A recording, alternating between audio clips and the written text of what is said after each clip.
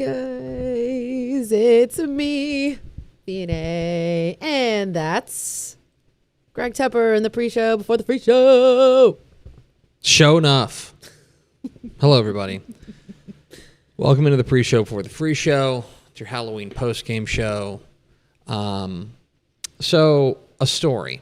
So, on Thursday, this past Thursday, I went to a football game. Matt Stepp and I. Oh, you did. Drove out to Santo, America, population 315. Wow.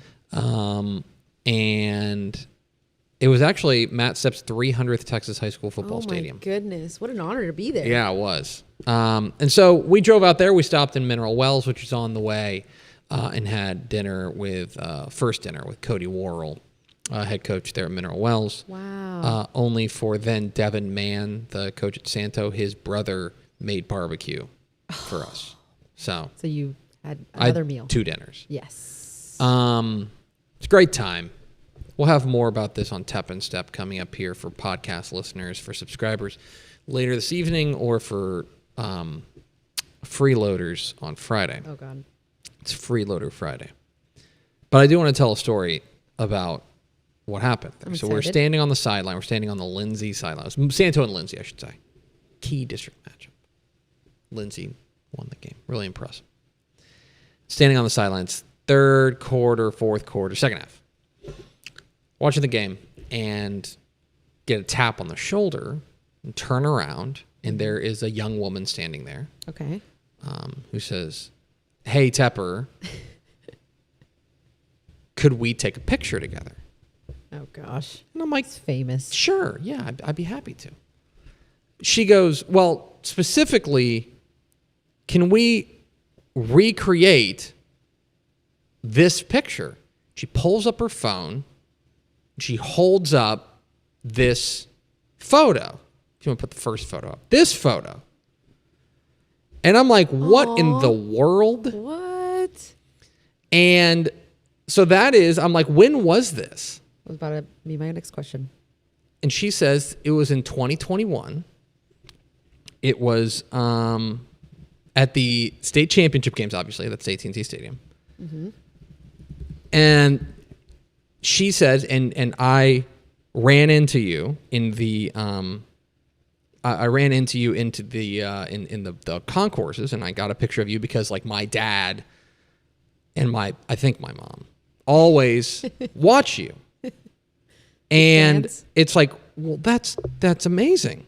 Like, I really appreciate that. Mm-hmm. So this is Kensley Jones, and Kensley Jones is the daughter of Lindsay of Lindsay head coach Casey Jones. Okay. Oh. And so she was like, "Hey, can we recreate the picture?" So we did, and her mom was nice enough to send me the photo so I could display on the show. If you want to show the second photo, there it is. Oh my goodness! We have both gotten older. Both of us have gotten older in the 4 years since it, because Casey Jones was an assistant on that Stephenville team that won the 2021 state championship before he went over and took over there at Lindsay. Okay. And yeah, so exciting times. That's fun. I don't know how I feel about people growing up watching me. Doesn't feel good to me, but Kensley was extremely polite and got to talk with the Jones family after the game, and because I got to interview Lindsay coach Casey Jones after the game and stuff. It was a great time, and it made me feel very old. I asked her if there was a way to Photoshop out the gray hair. She said there was not. But it was very nice of Kensley to come up and that's awesome. and ask me about that. So that's pretty cool. So there you go. That was You're famous. You're famous.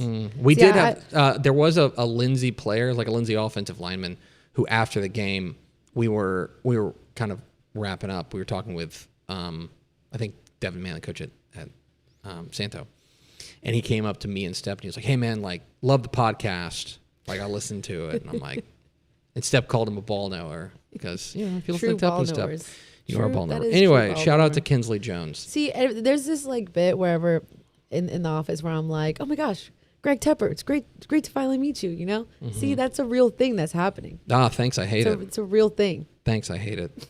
Anyway, shout out to Kensley Jones. Shout out. That's my favorite Lindsay fan. Amazing. With apologies to her mom, who's also very, very nice, and all of her family that was out there.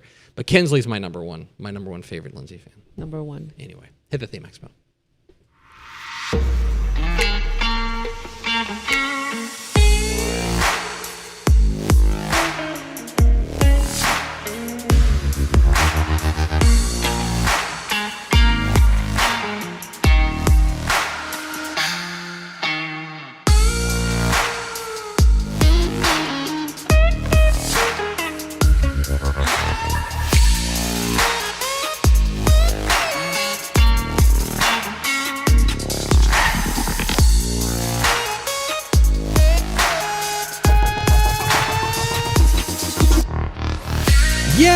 Yes, y'all.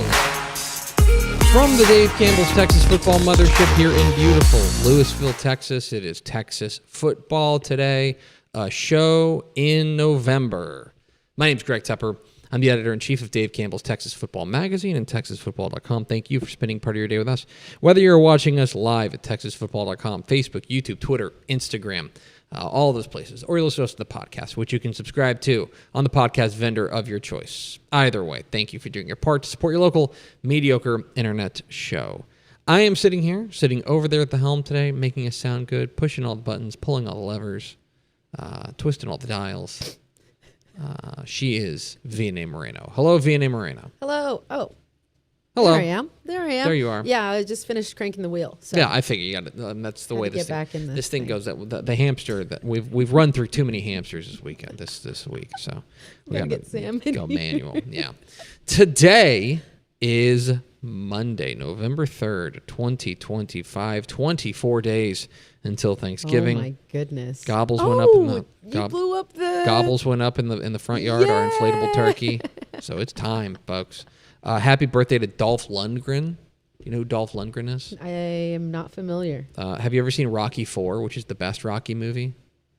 Sam's gonna cringe when I say this. Rocky IV is the one where he fights the Russian Ivan Drago, and Dolph Lundgren played Ivan Drago. Wow. Yeah, he was awesome. But it's not Adam Scott's birthday? It is not Adam Scott's birthday. I checked. Okay.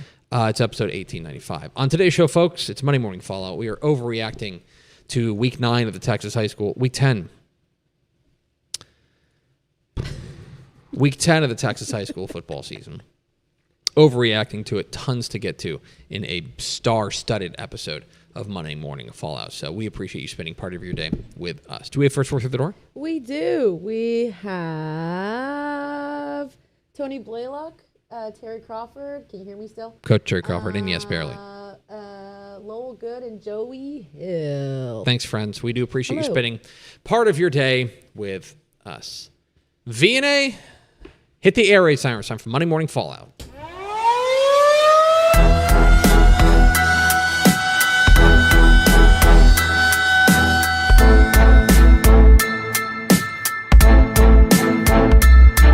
Monday Morning Fallout. When we overreact to the football weekend and the penultimate week of the regular season in Texas high school football is in the books, and there's a lot to overreact to. We'll start with Tepper's Take. Tepper's Take, Champions Advantage. There were a number of games in Week 10 of the Texas high school football season that were for district championship games. And specifically, there were a couple of opportunities, I think, for teams to make a statement and to take a crown away from a long-standing power. And in some of those instances, I think, and in many of them, I would say, teams found out just how hard it is to put blood on the throne. I'll give you an example. We were really hyped up about this game in East Houston between Galena Park North Shore and Sheldon C.E. King. Now, not a ton of playoff implications in this one. They're going different divisions. North Shore's going D1, C.E. King's going D2. But it was a statement opportunity, I think, for C.E. King. And I think what you saw was North Shore roar out of the gates and say, if you want some, come get some. I think North Shore showed why they are such a continuous problem and such a continuous threat to win everything, not just in the Houston area. And I think that loss to South Oak Cliff feels a million years ago. They have found their championship edge. plain and simple. I'll give you another one, kind of by greater Houston area. Port Neches Grove's taking on Montgomery. It's a good Montgomery team. We had Grant Cooper on the show last week, heading into a game against Port Neches Groves. PNG, in a back and forth crazy game, we'll have a play coming up here in a moment, proved, I think, why they have that championship medal. I think you saw that. I think you saw the same thing with Munster taking on Collinsville. Collinsville, a hot team, playing really well. Munster, I think, showed their championship medal with their win over Collinsville. But then there were some opposites of that. I would say North Forney and their gutty win over Longview. More on that in a moment. Wheeler beating Wellington 13-0 in a bit of a stunner. So it wasn't universal, but I do think that you find, as we get later in the season, these championship programs rise to the occasion. And I think you saw that a lot in Week 10. That's Tepper's take. Game of the week, North Forney 56, Longview 55. Matt Stepp was at this game on Friday night, and what a show he got. This game was nuts, okay? Longview had a 49-28 lead in the third quarter. 49-28. North Forney ends up coming back and winning that game 56-55. It now leaves North Forney, Rockwall, Heath, and Forney in a three-way tie for first. And Legend Bay, what an unbelievable performance. 377 yards, 5 touchdowns in the win, and he had a 1-yard touchdown run to give them, with 9:05 remaining, to give them a 56-49 lead. They scored 28 in a row, ran off 28 in a row. An unbelievable game, one of the comebacks of the year. But North Forney showed some real championship mettle, I thought, in a 56-55 win over Longview. That was my game of the week. Time for the play of the week. We already talked about Port Neches Groves and their really impressive win over Montgomery. So this is the final play of the first half. And Montgomery's just kicked a long field goal to pull within, I think, 4 points. Maybe even 3. And they, there's 8 seconds left. This is a prime opportunity for Port Neches Groves to kneel it out and take a lead into the half. But they didn't. And Connor Bailey looked for his man, Dalen Jackson, who pulled off what I can only describe as a true moss. To Bailey's left. Connor Bailey gets the snap, play action. Looking Jackson's way, lets it eat downfield. Jackson goes up, makes the grab. He's going to go all the way. Dalen Jackson, last second touchdown in the. So let's get one more look at this. At Dalen Jackson. Going up and just straight up, yoink, taking the ball away from the defender on the final play of the first half. And by the way, that game finished a 1-score game. So if you want to talk about clutch, Dalen Jackson was certainly clutch. By the way, of note, and a shout out to our friend, I want to make sure I credit him for this note because he was the one who sent Matthew Weatherford. That is the nephew of former NBA player Steven Jackson, Dalen Jackson. A name to know there, but an unbelievable play from Dalen Jackson for Port Neches Groves. It's my play of the week. Coach of the week, Fairfield coach John Bachtel. So this is pretty remarkable. They go on and move to 9. The Eagles moved to 9-0 on the year and clinched the District 9 3A Division I title with a 42-21 win over Palestine Westwood. Fairfield has been, I think, kind of flying under the radar a little bit, but this team is rolling right now. And one of the amazing things about John Bachtel is he is one of the very few coaches, head coaches, who still coaches position groups on both sides of the ball. So, like, normally, if you're a head coach, even in a 3A program like this, you'll be like, okay, well, I'll be the head coach, but I'll also coach the running backs, or I'll also coach the defensive backs. He coaches a position group on both sides of the ball, and also is the head coach, and has his Eagles at 9-0. Very, very impressive. Huge win over Palestine Westwood. Sets them up beautifully heading into a Region 3 play of 3A Division 1 bracket, which will be revealed on Saturday's show. But a remarkable season for John Pachtel and the Fairfield Eagles. He is my coach of the week. Coming up here after the break, we're going to tell you about the Whataburger Super Team ballot. We've got our Dude of the Week, our Matt Stepp. He got that dog in him Player of the Week, and a look ahead to Week 11 if you stay with us. Hello, Candace. Not you again. Me again. Remember our last oil change? Your boyfriend said he knew a guy who knew a guy. None of those guys knew what they were doing, including you, Todd. Silence your oil change anxiety at Valvoline Instant Oil Change, where you can watch our experts change your oil right from your car. Thanks for coming in. And finish in about 15 minutes. Valvoline. Service you can see, experts you can trust. Pour some sunshine with new First Light Community Coffee's first ever light roast. This blend has notes of honey and brown sugar that will brighten any part of your day. Try First Light now at communitycoffee.com. Friday night football is here, and Hometown is trusted by thousands of schools across the nation to make game days effortless. Sell tickets online, easily scan them at the gate, track sales in real time, and keep your community connected with a free athletic website. Make every game a Hometown game. Visit hometown.com to learn more. Every legend starts with a vision.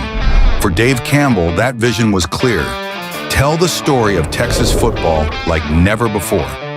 In 1960, he built something no one had before, a magazine that became the Bible of Texas football. Coaches, players, and fans didn't just read it, they lived by it. His words shaped the game. His vision built a legacy. And his name?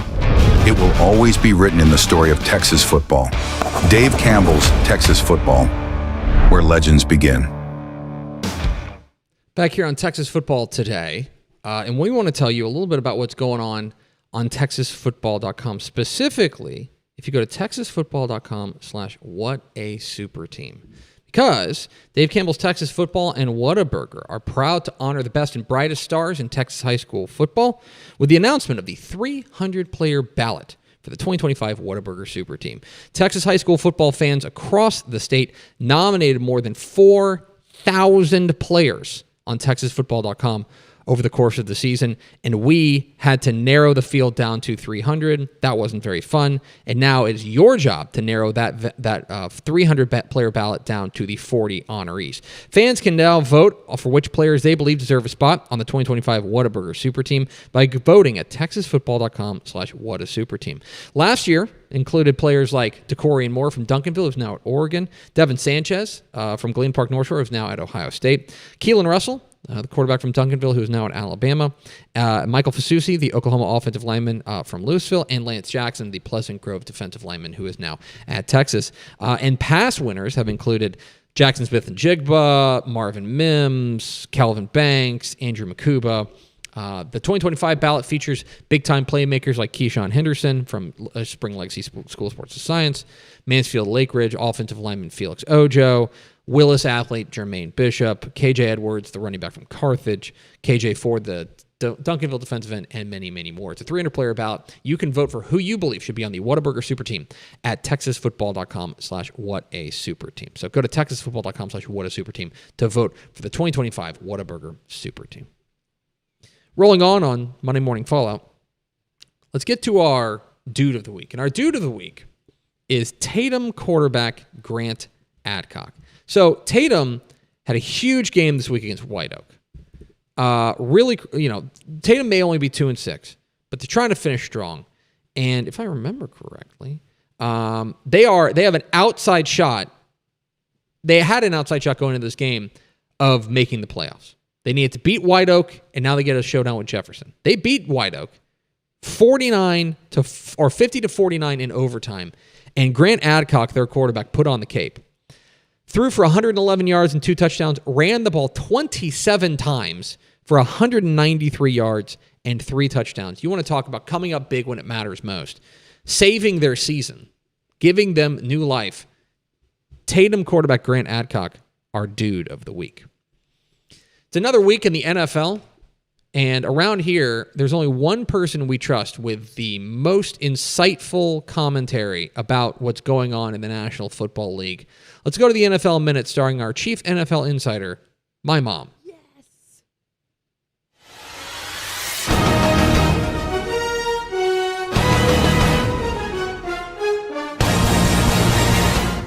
Hi, it's Tep Mom reporting the NFL Minute for this week. I'm highlighting the Ravens win over the Dolphins, 28-6. These two guys played Texas high school football, and they're on the Ravens. Joe Notebook, who is starting offensive tackle, he went to Plano Senior High School, and Tyler Loop, who is the rookie kicker, he went to Lovejoy High School. He is 12 of 13 in field goals this year, with his longest being 52 yards. That's it for this week. Have a good one. Bye. Thanks, Mom. It's the NFL Minute. The best way to keep up with all things NFL, I would say. I love it. We're primarily an NFL podcast, as you can tell, and, Yep. and like to make sure we keep people up to speed on what's going on in the National Football League. There is a game tonight. There is a game tonight. I need to tell you something off the air about that. Okay. Stock up 1-win teams. Okay. So we are careening towards the end of the Texas high school football season. 1 week left. For a number of teams, the season's over. Season's over. They have a week 11 open date. Not make playoffs, it's over. And also, starting next week, it's full-on bracket time. We are focusing on teams that can win state championships, right? One of the things we do around here at Dave Campbell's Texas Football is that we cover every team. And I think it's worth mentioning that if we were to only talk about teams that are going to win a state championship or could win a state championship, you would narrow the field significantly of teams that we talk about. And so I want to take an opportunity to celebrate some small victories here for a number of programs. Teams that entered Week 10 winless, but came out the other side with their first win of the year. Because these guys are working hard. We talk about these guys, going into work going into practice, trying to get better. And that's easy when you're 9-0. It's tougher when you're 0-9, right? But you still got to do it, and you got to go out there and fight. And so these are a number of teams that brought home their first win of the season. I think there were 1, 2, 3, 4, 5, 6, 7, 8, 9, 10, 11, 13 teams got their first win of the year in Week 10. Rice Consolidated beat Van Vleck 26-22. That was their season finale. And they finished 1-9, but you know what? Those seniors go out on a good note. They go out with a win. Congratulations to the Raiders of Rice Consolidated. Bastrop Cedar Creek upset Kyle Lehman 35-28. That was both their best offensive performance and defensive performance of the season. Congratulations to Cedar Creek. Burke Burnett beat Bridgeport. That was the first home win for their second-year head coach, Patrick Williams. Congratulations to Burke on that win. Clarendon defeated Memphis 56-7. That is the first win at Clarendon for their first-year coach, Jeff Caffey. Congratulations to him and to Clarendon on getting in the win column. Clear Lake beat Clearbrook 62-41.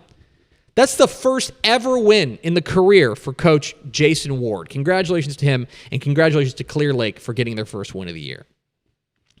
Dallas Inspired Vision. Okay? They beat Dallas Gateway 40-18. 40 points. That is the most points they have scored as a UIL program. They've been playing UIL football since 2018. 40 points is the most points they've scored in a game. Congratulations to the Eagles of Inspired Vision. Keller Timber Creek, my buddy Austin Kane. They get a 13-8 win over Northwest Eaton. They had lost 4 games by a combined 24 points. Like, they were on the brink a number of times, and they finally got over the hump. Congratulations to Keller Timber Creek and Coach Austin Kane. Leander Glen got their first win of the year. They beat Killeen Chaparral 42-20. You want to talk about a team finally putting it all together? There were the Grizzlies. Congratulations to them. Palestine beat Maybank 31-22. Coach James Reyes, a buddy of ours. We love what he's doing down there. They are super duper young. Their sophomore quarterback, London Brown, had 203 total yards in the win. They had a bunch of sophomores and freshmen they're playing. Keep an eye on Palestine. A huge win for them to get in the win column. Pettis, the War Eagles, beat Charlotte 56-14. Consider this. They beat Charlotte 56-14. That's an upset win, by the way, over Charlotte. They scored 56 points. They had scored 53 points in their previous 8 games combined. So Pettis put it together and got the win. Congratulations to the War Eagles. PSJA, I want to focus on this. PSJA beat Edinburgh North 33-27 in double overtime. A remarkable win. I want to show you the last play of this game. This is the final play of PSJA's first win of the year, a double overtime thriller over Edinburgh North.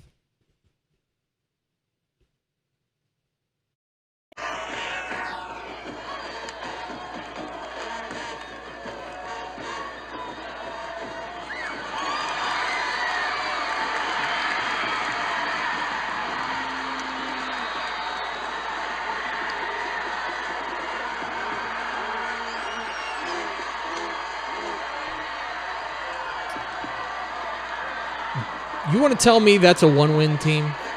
That game doesn't matter to them? That they're out of the playoffs? You want to tell that to them? The Bears of PSJA get a gutty win over Edinburgh North. Finally get their reward with a win. Congratulations to them.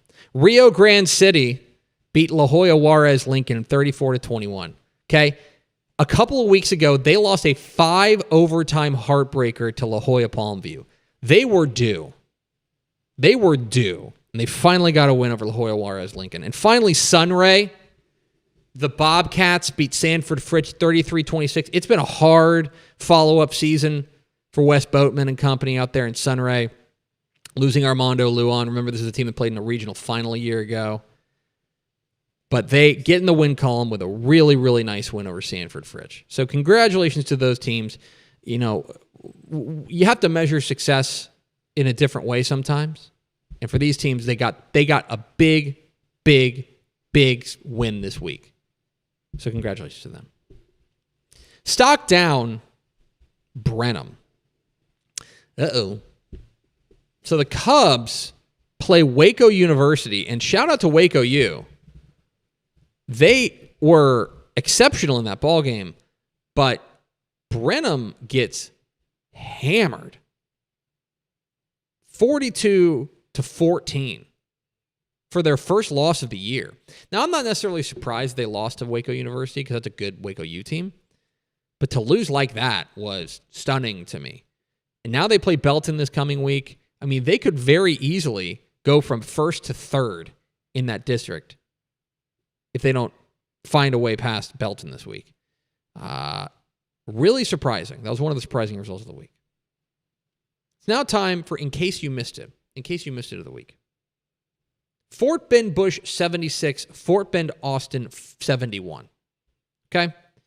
This was the highest scoring Texas high school football 11-man game since 2023.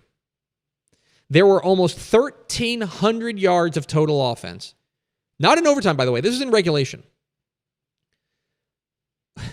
Fort Bend Austin wide receiver Caleb Dixon had 12 catches for 304 yards and 4 touchdowns. That's the third most receiving yards in a game this season by a UIL 11-man receiver, and he lost.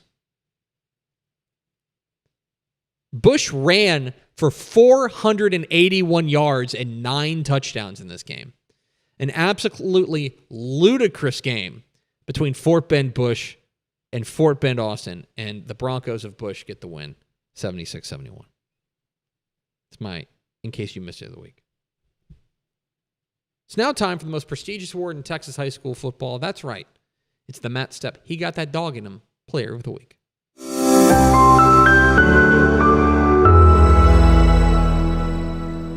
Hey y'all, Matt Stepp, Dave Campbell's Texas Football. I am here at Hobby Airport in Houston, about to head back to DFW. But before I get back to DFW, it is time for the most prestigious award in all of Texas high school football. We've all been waiting for it. The Week 10 Matt Stepp, He Got That Dog Award. And the winner, Week 10, Matt Stepp, he got that Dog in Him award, is none other than Waller quarterback TK Gaines. And the Bulldogs, dominant 52-21 win over Cy Springs, where they clinched their first playoff appearance since 2014. Sophomore quarterback throws for 302 yards and 4 touchdowns, leading Marcus Mendoza's Bulldogs back to the postseason. Congrats, Waller, and congrats, TK. You, sir, have got that dog in you. Congratulations, TK Gaines. The Matt Stepp, he got that dog in him. Player of the Week. Prestigious award. The plaque is in the mail. It's not in the mail. Finally, what's next? Unwrapping the present. This is a phrase that I've stolen directly from Craig Way. Yes. He likes to call Week 11. Week 11 is one of his favorite weeks of the year because you do what you call unwrap the present. We've been waiting all year, waiting all season to see what these playoff brackets look like. And then finally, Week 11 rolls around, we get a look. We finally get to see what the playoffs look like, what the road to AT&T Stadium in Arlington looks like. And that begins Saturday night, 10:30 p.m., right here wherever you're watching us. It's the Dave Campbell's Texas Football Tonight Bracket Reveal Show. 10:30 p.m., wherever you're watching us right now, you can get your first exclusive look at the 2025 UIL Texas High School Football Playoff Brackets, all 12 of them. 6AD1 all the way down to 1AD2. We're revealing all of them live, 10:30 p.m. Saturday night. Special time, 10:30 p.m. Saturday night on all of our channels. That's where we're going to unwrap the present. Woohoo! Week 11 of the Texas high school football season is here. Christmas in November. Yeah, but do Thanksgiving first. I want to be very clear. That is going to do it for us. Thank you for spending part of your day with us. Follow us on Twitter at DCTF. Like us on Facebook, facebook.com/Dave Campbells. Follow us on Instagram, instagram.com/Dave Campbells. And, of course, see us at texasfootball.com. For Vianney Moreno, I'm Greg Tepper. We will see you Thursday for Texas Football Today.